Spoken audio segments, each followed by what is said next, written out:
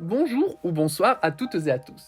Voici le premier chapitre de Not Your Typical Christmas Story, qui est une novella que j'avais écrite fin 2018, que certains et certaines avaient peut-être déjà lu via Wattpad ou via le fichier numérique que j'ai mis en libre accès sur mon Tumblr. Alors, on n'est pas du tout dans une période pour les films ou les histoires de Noël, on est plutôt dans une période où c'est un petit peu anxiogène, et j'avais toujours eu envie de réexplorer cette novella via le vecteur audio, parce que certains m'en avaient fait la remarque ou la demande. J'avais toujours dit oui, peut-être qu'un jour je le ferai, et j'ai toujours repoussé cette idée. Alors, la période de confinement que nous vivons actuellement est plutôt propice à la créativité, et j'avais moi-même besoin de me changer les idées. Donc, j'ai pris mon dictaphone, qui est actuellement mon téléphone en fait, et j'ai enregistré les différents chapitres et l'épilogue de cette novella. C'est du fait maison, ce n'est pas spécialement la haute qualité qu'on attend pour les livres audio, c'est la première fois que je fais ça, mais sachez que je me suis beaucoup amusé à réexplorer ce texte, à y mettre de l'intonation, à faire les différentes voix des personnages. J'espère que cette forme vous plaira. Alors, une bonne découverte ou une bonne redécouverte à vous tous et toutes. Je vais essayer de poster un chapitre environ une fois par jour ou ce sera un jour sur deux. Quoi qu'il en soit, je finirai la publication en livre audio et vous aurez même accès aux bonus qui n'étaient pas présents sur Wattpad, donc c'est une bonne façon de redécouvrir le texte si vous n'aviez pas lu la version numérique. Not Your Typical Christmas Story, écrit et raconté par Rob Arreghem. À tous ces Julian que j'ai aimés. Chapitre 1, 27 novembre. Est-ce que tu aimes encore ton ex ? Les mots sont sortis de leur plein gré entre deux fiches de révision. Je les gardais en moi depuis trop longtemps. Et là, avant Lucas scruter son téléphone toutes les 2 minutes, j'ai craqué. Si sa peau n'était pas bronzée, je suis sûr qu'il blanchirait. Même si son halage a perdu de son éclat depuis l'été, il garde encore, en cette fin novembre, ce teint si particulier des gens qui ont passé la majorité du temps dehors. Mais son bronzage n'est pas ce qui m'intéresse aujourd'hui, contrairement aux autres jours où je le dévore des yeux. Non. Ce que je veux, c'est l'expression de son visage. Voir si j'ai tapé dans le mille à force de ressasser encore et encore les signes de ces derniers temps. Ça ne rate pas. Je décèle dans ses yeux la peur typique de la proie acculée par le chasseur et qui sait qu'elle va mourir. Pourquoi tu me dis ça ? Son accent italien ressort un peu plus fort, sans doute à cause du stress. Dire que c'est ça qui m'a fait craquer il y a quelques mois, avec ses yeux clairs, son humour, ses mains aux doigts si fins. Bon, je m'arrête là. Je suis à 2 doigts de rompre et tout dépend de sa réponse. Mieux vaut que je me prépare au pire, pas que je m'attarde sur sa beauté et ce qui me fait fondre chez lui. Alors, au hasard, t'arrêtes pas de regarder ton GSM ? Mon ton est plutôt cassant. Mais je rumine ça depuis 2 semaines. Pour être plus précis, lorsque je suis tombé sur le coup de fil avec son ex d'Italie, venu passer des vacances en Belgique. Au son de sa voix, j'avais compris que le point final à leur histoire ressemblait plus à des points de suspension. C'est là que j'ai commencé à rassembler les signes en décortiquant nos discussions. Toutes les fois, il m'a parlé de Fabrizio avec une pointe de fierté et d'amour. Si seulement quelqu'un pouvait inventer des lunettes à analyser les relations amoureuses. Cela m'éviterait bien des emmerdes sentimentales. Mais l'heure est plutôt à l'affrontement qu'à la fuite. Écoute, Luca, je sais que Fabrizio est en Belgique pour quelques jours. Tu as fouillé mon téléphone ? Dans ses yeux que je vois briller, il y a un sentiment que je connais un peu trop bien. Celui d'être trahi. Non, j'ai un minimum d'honneur quand même. C'était à la fac quand il t'a téléphoné pour te dire qu'il arrive la semaine prochaine que... J'ai compris. Je ne fais pas remarquer qu'il a presque confirmé avec sa réaction.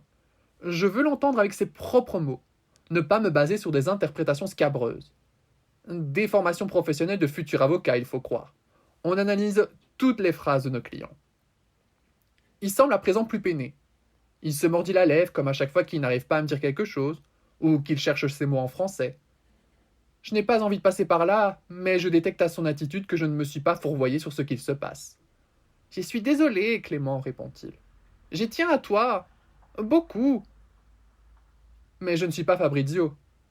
C'est une chose que j'ai pu comprendre assez vite, y compris après avoir stalké sur Facebook. Mon frère maître 75 ne peut pas rivaliser avec la grandeur élancée de Fabrizio. Le physique n'est pas le plus important et je sais que je peux plaire. Pourtant, dans des périodes de doute, on s'attarde sur nos défauts, comme ma tête de gamin à la barbe éparse et ridicule. Il ne dit rien, se contente de baisser la tête. Je voudrais pouvoir disparaître dans le sol et n'en sortir que dans une centaine d'années. Mais je n'ai pas ce pouvoir, sauf celui de tomber pour les hommes pour qui je ne compterai jamais assez.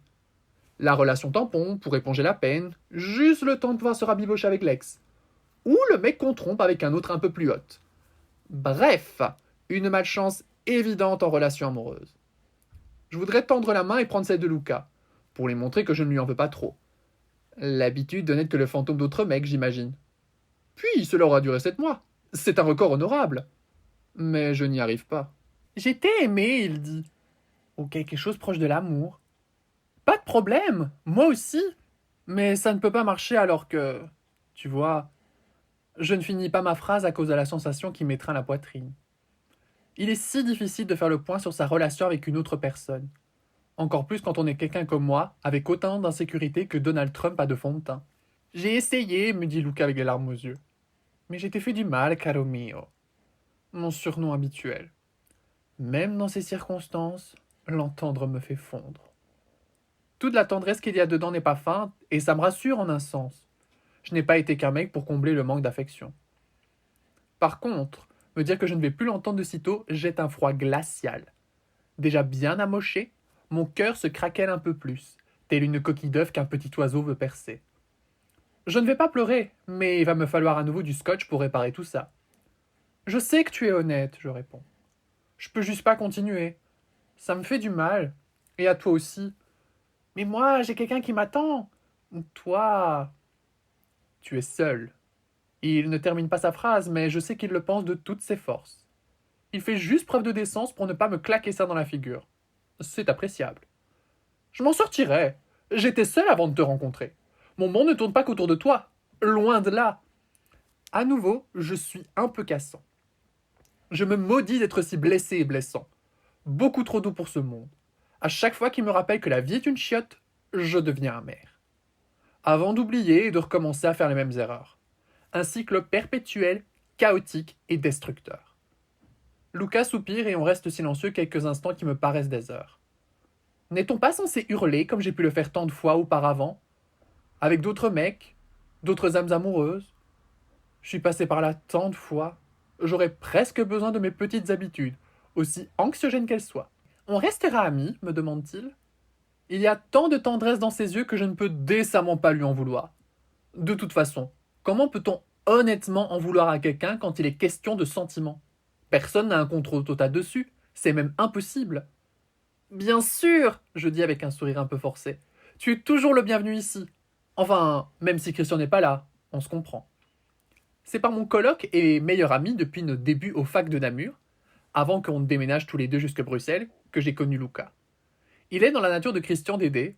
Aussi a-t-il pris Luca sous son aile lorsque celui-ci, dans le cadre d'un Erasmus en langue romane, a débarqué en Belgique. Est ensuite venu le temps de se tourner autour, de la drague et du premier baiser. Nous en sommes maintenant à la rupture. En soi, il ne s'agit que de la fin logique d'un cycle. Heureusement que Christian n'est pas là. Je n'aurai pas à lui fournir d'explications avant demain au moins. Cela risque d'être long et je n'en ai pas la force. Luca se lève, rassemble ses affaires et je le regarde faire sans bouger. Ni lui ni moi ne prononçons un mot. Moi parce que je sens enfin la tristesse me chatouiller, lui par honte ou regret. Du moins c'est ce que je suppose vu qu'il fait tout pour ne pas me regarder. Est-ce que c'est comme ça que nous allons devenir amis? Des gens qui sont gênés de ce qu'ils ont vécu ensemble? Je ne sais que penser, j'ai coupé tous les ponts avec mes ex. Tout au plus des likes sur Facebook ou Instagram qu'ils me rendent bien. Amusant de constater que des gens qui t'ont vu nu dans un lit ne deviennent plus que des petits chiffres dans les notifications. Il finit par s'arrêter près de moi sans savoir quoi faire. Moi-même, je n'arrive même pas à lever les yeux pour lui dire au revoir. Il décide de se pencher pour m'embrasser le front. Je pourrais trouver ça mignon en vrai. Là, ce n'est juste qu'une preuve supplémentaire que nous ne sommes plus grand-chose l'un pour l'autre. Prends soin de toi, caro mio. Je voudrais répondre. N'importe quoi. Mais rien ne sort. Comme si le courage dont j'ai pu faire preuve quelques minutes auparavant avait décidé de se casser. Je le vois presque, tel Kris Jenner, balancer un Thank you next, bitch! Mais tout ça, ce n'est que dans ma tête. La porte de mon appartement se ferme et je me retrouve seul, avec mes fiches de révision pour seule compagnie et une tasse de café à moitié vide. Je m'appelle Clément Gizier, 22 ans, en dernière année de droit, et je n'ai aucune chance avec les mecs. Oh, et je suis à nouveau célibataire. Faut avouer que c'est un peu de gueule ce genre de présentation. Enfin, c'est ce que j'essaye de me faire croire. Mais je sais que j'ai l'air misérable alors que j'essaye à tout prix de ne pas pleurer. À quoi ça sert de verser des larmes pour un mec de toute façon? Surtout quand c'est toi qui l'as plaqué. Au moins, j'ai quelques semaines pour penser mes plaies et être opérationnel pour les fêtes et les examens. Plus de mecs que moi, mes meilleurs amis, ma tante. En plus, qui a besoin d'un gars dans sa vie?